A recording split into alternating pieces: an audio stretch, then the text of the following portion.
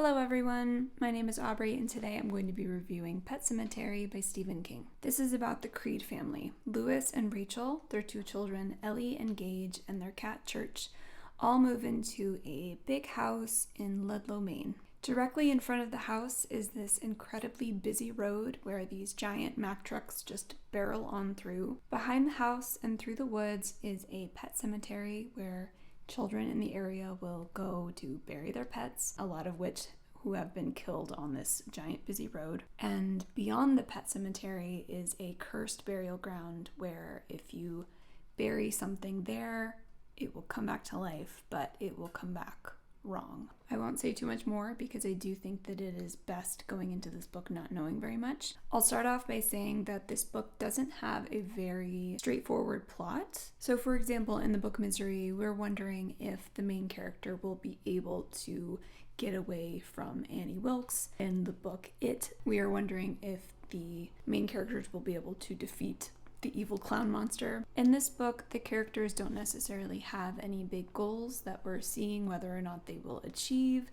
There's no big bad to defeat or anything like that. Things just kind of happen to the characters. Generally speaking, I tend to struggle with books like that. Like I like having a sort of upfront story question where I know kind of what is pulling me through the book. But in this, there is just this constant sense of foreboding and tension that just pulled me through. It's not that I couldn't put it down. I did read this in multiple sittings, but I was very compelled to keep reading and to find out what was going to happen, even though I didn't sort of know where we were headed necessarily. I mean, I saw the movie when I was younger, so like I kind of knew where we were heading, but the book itself doesn't necessarily give you any hints as to where it's going ultimately. So this was truly one of the most terrifying books that I've ever read. I read horror because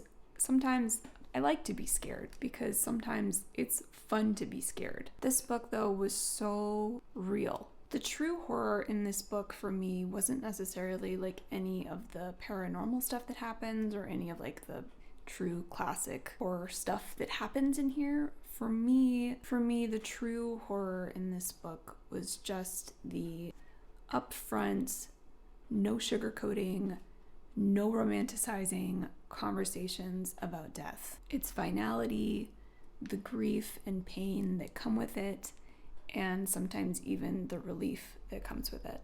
I truly applaud King for tackling this subject because I don't think many writers would ever dare to go where he went with this book, because where he goes with it is one of the most awful, gut-wrenching, disturbing places I have ever been. Again, even without the paranormal stuff that happens in this book, I wouldn't wish what happens to this family on my worst enemy, like not on anyone. It's just so sad. Grief can make us do some really unforgivable things. The whole time that Lewis was going through with the thing, I was just screaming in my head like, please God, don't do the thing.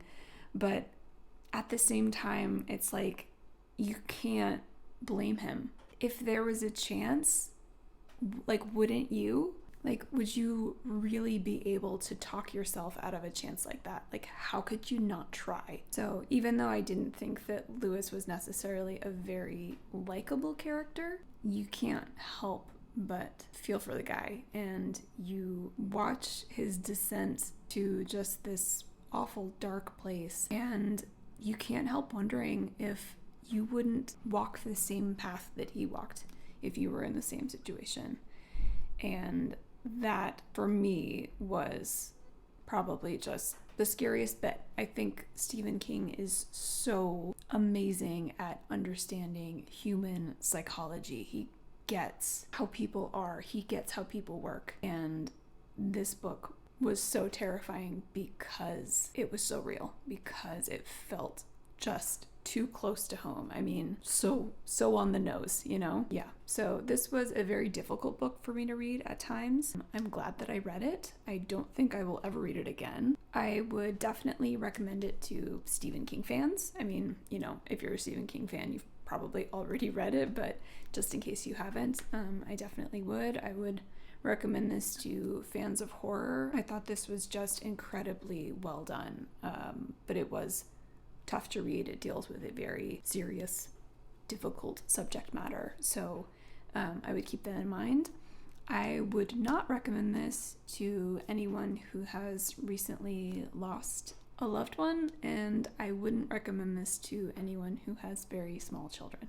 And that's all I'll say about that. I gave this book 4 out of 5 stars. So that's my review. Please comment down below some of your favorite King books. I am slowly making my way through his backlist, and I need to know what to read next. Also, this is my first review, so if you could let me know how I did, that would be great. Thank you so much for watching. Like this video if you liked it, subscribe if you want to see more from me, and I hope to see you next time. Bye.